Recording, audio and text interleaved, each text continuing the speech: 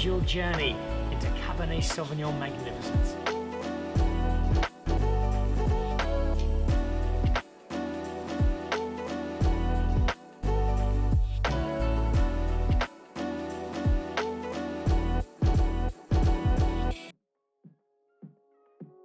Welcome to Dan Really Likes Wine, presented by Pick n Pay, and welcome to one of the coolest spots in Sandton. If you're part of the office team, if you're part of the working crew in inner city Sandton, you'll know this space really well. It's the deck at the Sandton Sun, and come evenings of pretty much any day of the week, this place is absolutely pumping. Frequently with my wife, who absolutely loves it here. She is a regular, and why not? It's a terrific spot that has many cool attributes, loads of vibe, great energy, some lovely views of Sandton, but it's also got some really good wine, and that's because of the man behind the wine, Miguel Chan, the Mauritian import who oversees wine for the whole group, has got such a splendid feel for South African wine and has become a good friend of mine, a good friend of the show over the years. And he knows me well. He's got some Reinica organic chenin to get me going for this week's episode. And it's an episode that takes a slightly different step this week as we try something that we haven't done on the show before, and that is brandy. A brandy, wine, same thing, different? How do you make it?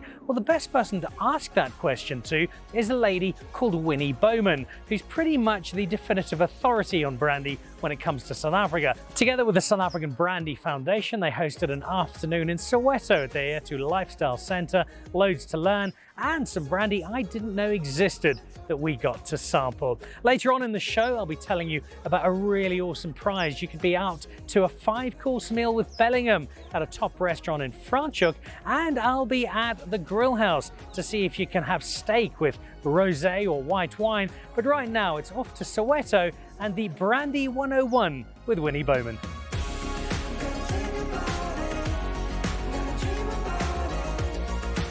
I once asked a couple of Springbok rugby players if they'd join me for an evening of drinking brandy. They were all happy to do so until they discovered it was with Winnie Bowman, and then they all pulled out terrified that they wouldn't be able to handle a night on the tiles with the Queen of Brandy. You're a brandy ambassador for South Africa. You do so much for it. There'll be people watching thinking, Dan, what are you doing with brandy on a wine show? For people who don't really know how they come together, explain the connection between brandy and wine. Well, first of all, Dan, it's way overdue that you should be talking about brandy. And brandy, of course, is a direct product of the grape. So it starts off as wine and it then gets distilled. And don't think it's just any wine that nobody wanted to drink or nobody wanted to sell. It's wine that's made specifically for brandy, for the production of brandy. There's specific rules for rebate wine, as we call it. And brandy, of course, is South African sunshine in a bottle. I mean, you just see a smile on everybody's face who tries it. And if you look behind us, you can see there's so many of our best brands here on this table, and various tastes, various ages, various fruits for everybody's palate. So if I'm drinking a bottle of brandy, what grape or grapes am I likely to be drinking? Most likely in South Africa, Colombard and Chenin, which incidentally, Colombard is the only blanc that they use in cognac, but we use mainly Colombard and Chenin. But of course, there are lots of others that do very interesting things, like Rupert Constantia does theirs with the Pinotage and Sauvignon Blanc, and various others. Unfortunately, one of my favorites was stopped. The Laborie Alambic, which was Chardonnay and Pinotage, which was a lovely brandy. But mostly those two, and also sometimes only one. So today when we're tasting, or later when we're tasting some brandies, you'll see there's some that are only Chenin and some that are only Colombard. And of course, we've also got South Africa's first only Merlot brandy, made by Durbanville Hills.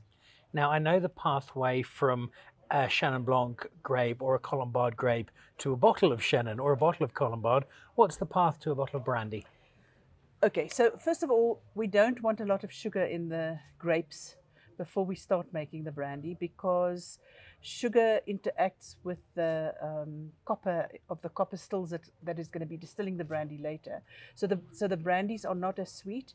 They're not allowed to have any sulfur, because once again the sulfur also reacts with the copper pot stills and causes off flavors in the brandy.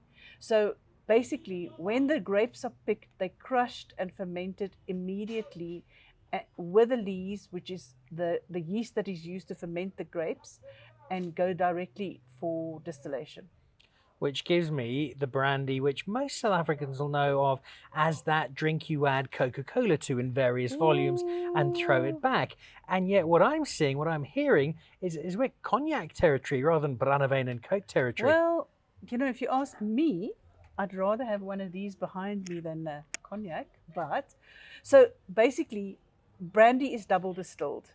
So the first distillation brings the volume the alcohol volume up to about 25-26%. Then it gets distilled again up to about 75%, and then it goes into barrels. And the shortest time that any brandy that you will buy in South Africa may spend in a barrel is 3 years. That is the law. And all brandies, including the one with the Coke or the water, has to consist of 30% pot still brandy that's been aged for at least 3 years. So there we're already ahead of the Frenchies, because despite the fact that they played so well on Saturday, I hope you were watching where you were, because the lowest level of cognac is VS, which is only 2 years. So in South Africa, we're already at 3 years. So when we're talking about blended brandy, that is the one where 30% pot still and the rest is unmatured brandy spirits, which is also grapes, but that is just a continuous distillation just to get the alcohol volume. When we're talking about the pot still, which is the pinnacle of South African brandy, that is double distilled, aged for at least 3 years, but most of it would be more than 5. And in South Africa, for example, we've got brandies up to over 100 years old, still in barrel. And that has to be 100% pot still aged. And on the label, if you see, for example, 10-year-old, it means that the youngest component of that brandy is 10 years old. So, for example, if I can use Klipdrift Gold, which no longer exists, that brandy had a blend of pot stills up to 22 years in that bottle. So the brandy is only named after only age statement, the age statement of the brandy is the youngest component in the bottle. I come around to your house, if I'm brave enough, I've got some Springboks with me, and we're drinking world-class South African pot still brandy. Yeah. How are we drinking it? We're drinking it neat, or we're drinking it with a block of ice in the glass for a few seconds and whip the ice out to get the full aroma of that unbelievable drink you're going to have at my house.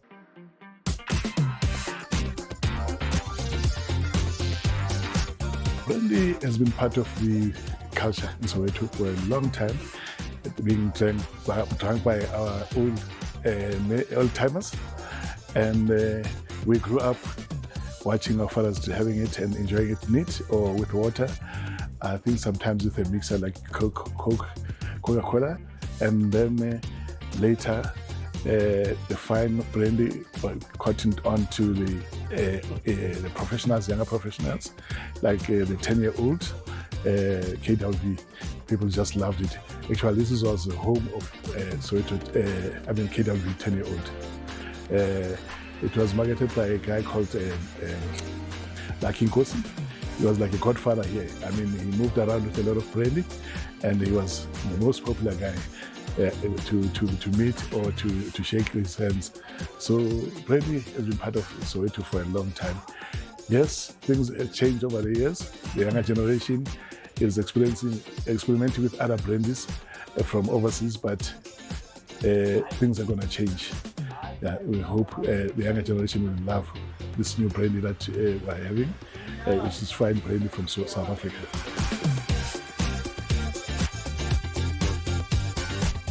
Christella's the director of the South African Brandy Association, and it's one that it's awash with so many more brands, Christella, than I was expecting, because you speak to most South Africans and they'll name their Wellington or their Viceroy or their Richelieu or the standard brandies that you see on supermarket shelves. We've got behind us this whole array, many from the top wine estates, that most people probably did not know existed. Exactly, Dan. It's incredibly exciting, and those brands that you mentioned, even within their fold, there's so much more than your blended brandies that everybody is used to. For example, Viceroy. Behind us, there's a Viceroy 10. The same with Richelieu. There's a Richelieu 10. So today we're going to be tasting a lot of the pot still brandies that people are just not aware of. And then there's the various, as you mentioned, the various different estate brandies. We've got a Boschendal behind me. We've got a Sydney Back. There's an Avontuur. There's a Takara. The choices are just absolutely endless. And then we've also got the stalwarts like your KWV and your Van Ryn and your Oudemolin, who between them have won countless times the Best Brandy in the World trophy. Which I always say equates to winning the gold at the Olympics, because you're actually up against the best brandies in the world, and the local industry comes back with this trophy. So I'm incredibly proud to work in this industry. Which suggests that it is an industry that is very buoyant, full of energy, making some really cool stuff. How's the market responding? Are South Africans embracing these brandies? Yes, we've seen a really good growth, especially on pot still. We've got a growth of 27% year on year. It's albeit off a very small base, but that's incredibly exciting because that's where your premium and your aspirational side of brandy sits. This is the space where cognac plays, for example, malt whiskey plays, so your top spirit categories. And we're seeing really exciting growth there. So I do believe your connoisseurs are starting to understand what we've got available and embracing it. What about going beyond our borders? Is South African brandy starting to find a home in other parts of the world? Yes, so we have got an export strategy that the producers mainly follow themselves. So there's not a combined export strategy yet in terms of the industry, but we export to various markets. Your US and your Far East are the biggest markets for cognacs, so they understand quality brandy. So obviously those are the big markets for us, but there's a constant drive, and also we export a lot into Africa, again a big cognac market, so they understand quality brandies, so that is a big growth potential for us where we focus on.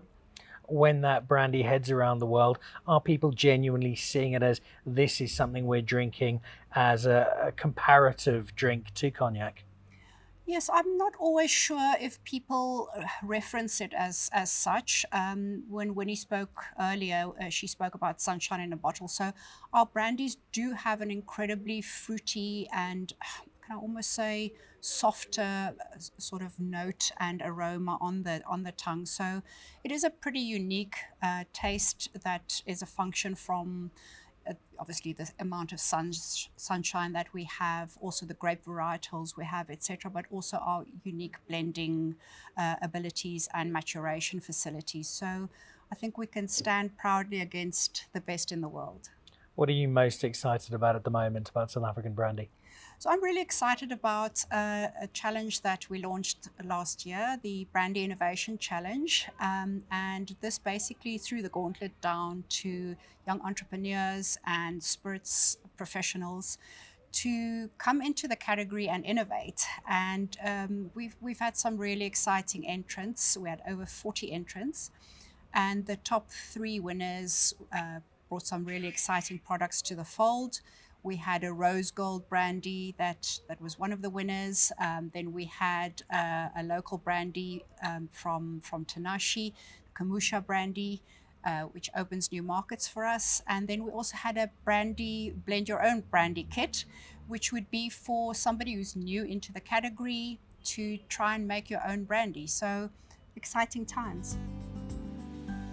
Well, the terrifying Winnie Bowman and the team at the SA Brandy Foundation and the Eyethu Lifestyle Centre If you're anywhere near Soweto, it's got a great energy, some lovely wine, and it looks like a pretty good range of brandy is going to be finding a home there as well. Speaking of homes of wine, this is the cellar at the Sandton Sun. It's Miguel Chan's private office. It's where he tastes every single one at least once a month, or so I believe. He's got a terrific selection, and not surprising for somebody who is such an established, such an acclaimed sommelier. Does a fabulous job, and he's hooked me up with some rather nice wine. This is David Finlayson's GS, a tribute to the mythical GS66. This is the new version out of Stellenbosch, and it's making for very pleasant company indeed. Speaking of pleasant company, that could be yours if you win this month's competition. It's brought to you by Bellingham, and it's the chance to head out to Le Coin Francais, that's in the heart of Franschhoek, 4 people, a 5-course tasting menu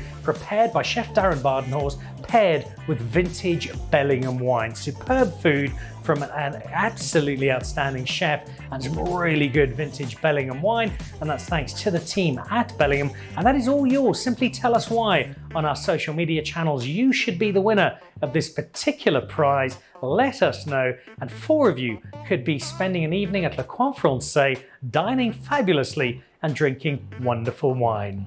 Speaking of food and wine, it's a natural segue into my next destination. I dropped in at the Grillhouse in Sandton. Saul Mervis is an old friend of mine. I wanted to try his fabulous steak, but I also had a rather important question for him. What if I don't want red wine with my steak? What if I'd like to try some chenin blanc and some rosé?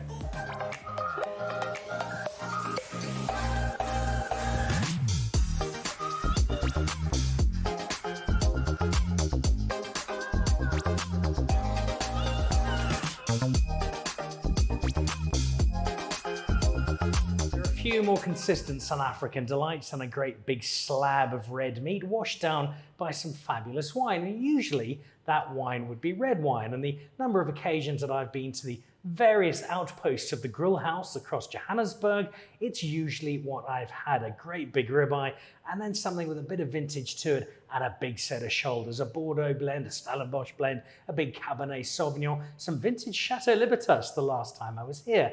But today I've decided to do something a little different, because not everybody likes red wine, not everybody always wants red wine, and not everybody wants to play by the rules. So I've decided to rope in the man behind the Grillhouse and find out what else we can do with steaks. Saul, lovely to see you. Thank you, Dan. How are you doing? Good, good. Let's give the 30-second history of the Grillhouse, because you can't walk 30 yards in Joburg without finding one. You've got this great collection of really premium class steakhouses. How far do you go back? How did these all come about?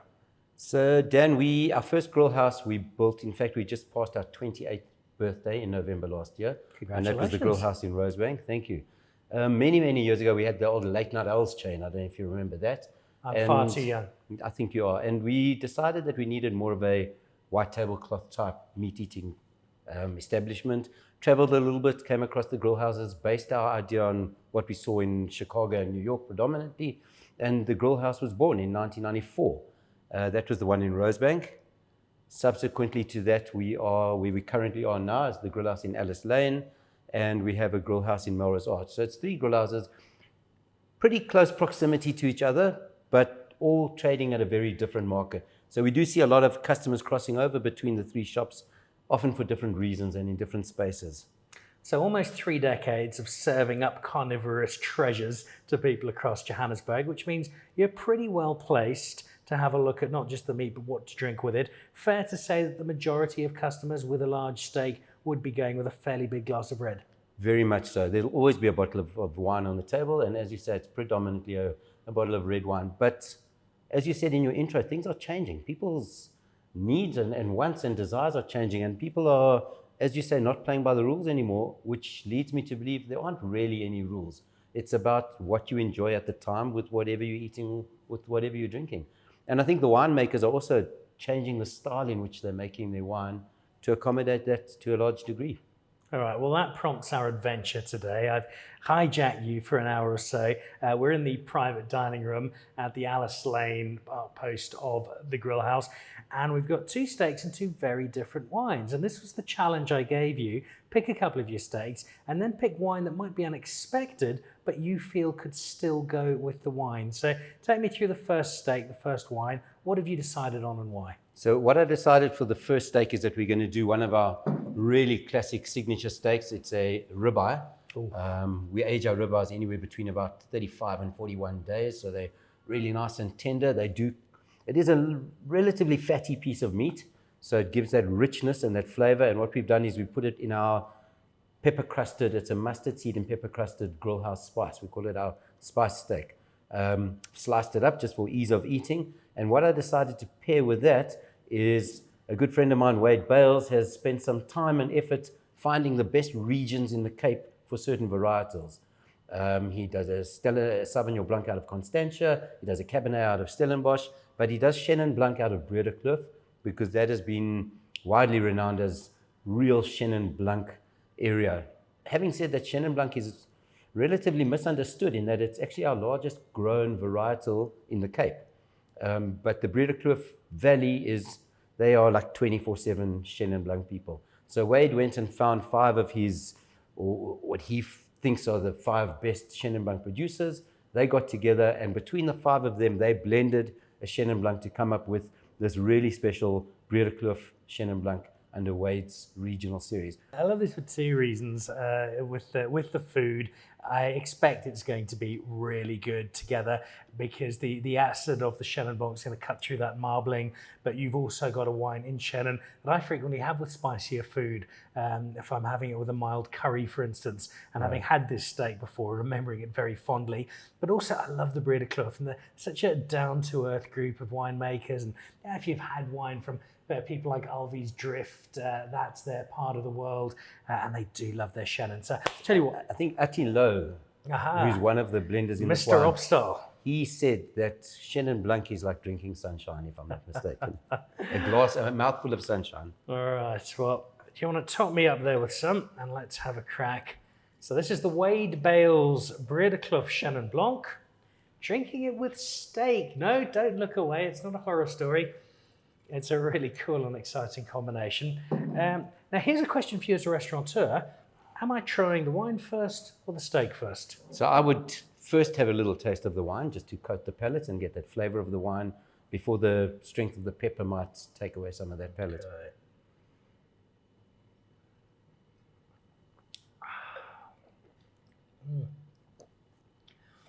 It is that key attraction to great South African Chenin Blanc, of which there is so much. It's such a multi-layered wine. There's the richness of the fruit. There's still that ridge of acidity. Definitely. It's got that beef. It just coats your tongue, that glycerol.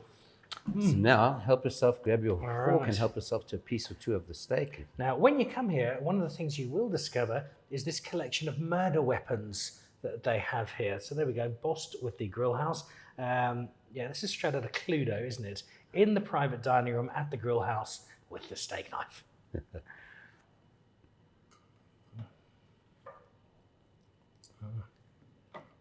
Obviously, the signature creamed spinach that... It's very old school in the very best possible way. I love So, that. Dan, we've seen so many phases come and go in the restaurant industry, and we are just meat and potato people. That's what we do, but we do a lot of it, and we try and do it consistently. That bite of pepper on the crust is fantastic. It just lights up the back of your palate. On its own, terrific. And it would be fine. I'm not saying never have this with a big bottle of red wine, but just as an experiment. See, so to me, the flavor of the wine has not been lost in any way whatsoever by tasting the spice of the steak. There's a bit of a battle going on there because there's some strong flavors in both, and that pepper definitely does. There's an arm wrestle happening on my palate at the moment, but I think that's a really fun combination. I have one more piece just for research, though. Of course, absolutely. So I think my verdict there is that it does work, and it works really well, and particularly with the cutting through that marbling. The pepper does give the wine a good run for its money. It really triumphs on balancing out that richness. Great. And I think you had a good combination there. So Fantastic. 1 from 1, I will take that. I'm going to try some of the spinach later as well. But you've got a second steak. This one appears to have a large bone on it and is smiling at me from the plate. What is steak number 2? What is wine number 2? So, starting off with wine number 2, I've decided to go with, because as you said, we want to do something slightly different and slightly interesting. We're going with a rosé. It's the Jean Roy rosé, which comes out of the Anthonij Rupert stable. And rosé is made, as you know, with red wine grapes. So it is, for all intents and purposes, a red wine, but it's a lot lighter and it's a lot fruitier and it's a lot easier drinking, more accessible, more feminine to a degree, I would imagine, and doesn't leave you with that heaviness that the red wine does. But having said that, still has that Mourvedre and it has that fruity flavor. And I've decided to pair that with a giant beef rib, which we slow roast in the oven and then finish it on the grill and then take it off the bone and cut it into these nice big chunks of meaty rib. And the reason that I wanted to do that is because there's a much more of a sweetness in that meat than what you would find in the ribeye, particularly the pepper crusted ribeye. And I thought the sweetness of that would pair really nicely with the fruitiness of the rosé, as opposed to something of a typical heavy red cab or merlot. Of all the wines we get in South Africa, and I'll happily take some, the journey of rosé has been as interesting as any to watch over the last decade, where it's transitioned from sickly sweet electric pink drink of choice of people who are just starting out in wine or like their wine uber sweet, to now a wine that speaks to subtlety, it speaks to a savory wine, it speaks to a wine that you never really would have thought of being a food wine, but now it sits in this space very, very comfortably. Absolutely. I mean, if I can go back many years to the original Grillhouse menus, we probably had Nederburg Rosé on the menu, and that was it, and that was sufficient. We now have about 7 or 8 different rosés listed because of the popularity of this varietal. It almost has the best of both worlds in some aspect. All right, well, let me hand you some of your steak to try out there. Let's have a little sip of the rosé. It's certainly not as sweet to the tongue as you would imagine it would be. It's got that dryness. You still get that sort of that strawberry, and you still get that sort of fruit, but it's not in a big sweet manner. It's almost a slightly sour, slightly unripe strawberry. Absolutely. Which, especially with food. All right, I think this is going to be fabulous. So again, this is also quite a fatty cut of meat, being beef ribs, which I think the richness will really work well with the rosé.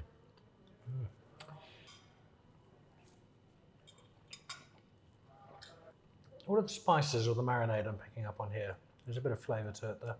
It's got it's done in quite a sweetish marinade. So there are some sugars involved in it. Obviously, there's a bit of a barbecue type flavouring involved. Some soya sauce in it as well, and it's like slow roasted in those. And then, as I said, just finished on the grill just to kind of burn that marinade, just to caramelize it slightly. Oh, it falls apart literally in the mouth. So eating it on its own, I'm very happy with. I've tried the wine beforehand. Let's see how it goes now that there's some of that beef rib sitting on the palate.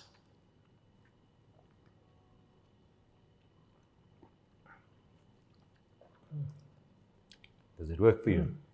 I think partly because that barbecue marinade, it almost brings out a deeper, richer flavour to that wine. It's pronounced it more. So I think if you did a blind tasting before eating it and a blind tasting after, that would answer your question. It tasted more to me like a white wine prior to eating the meat, and it came across more as a red wine afterwards. There's also, if you did that blind tasting, you would put money on the fact that these were two different wines. You would not say this was the same glass of wine. Absolutely, absolutely. Oh. Have you noticed, as we're doing this experiment ourselves, have you noticed people ordering a chenin, a chardonnay, a rosé with steak in the evenings? Is that something that's happening? 100%, definitely. As you said, the rules have changed. People are drinking what they'd like to drink, not what they feel they're prescribed to drink based on historical data or what they've been told to do. That's lovely. Good. Yeah, this giant beef rib is a delicious dish, actually.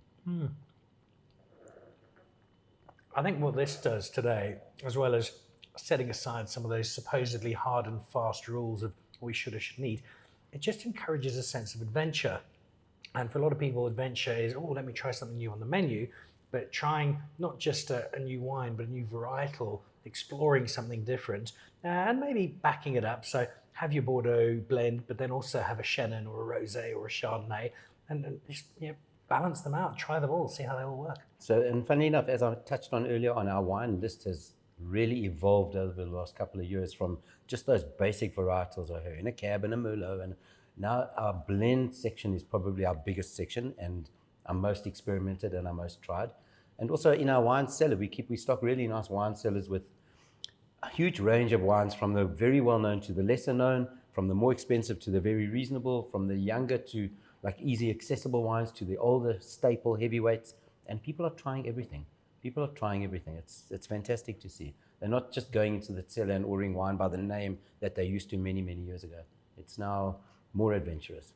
Which is fantastic to see. So next time you're out for a steak, and may I recommend the Grillhouse, if you happen to be in Johannesburg, then do order, play around, but also try something a little bit different wine-wise. Don't discard your favorites, don't discard that big glass of red you normally like, but try something else as well. And I think you'll be well rewarded and pleasantly surprised for the sense of adventure. Saul, thank you. Splendid food as always. Nice Some to really see you. cool wine. Excellent. And lots of fun. Thank you. Cheers. So there we go. Next time you're eating steak, try it with some red wine, but try it with something else as well, and see what you think. This is the pool deck here at the Sandton Sun. Now, normally I'd be in my Dan Really Likes Wine Speedo. Unfortunately, I lent that to Gerard Holden at Holden Mance. So I'm decked out like an office worker from Sandton in a space where many of them come to play at the end of the working day. The pool's looking inviting.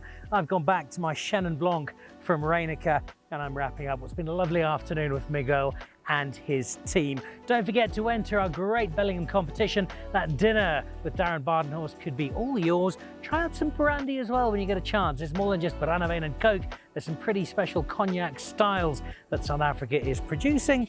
And next time you're in Sandton, drop in at the sun deck here, ask for Miguel, tell him you're a friend of Dan's. He'll look after you. Cheers.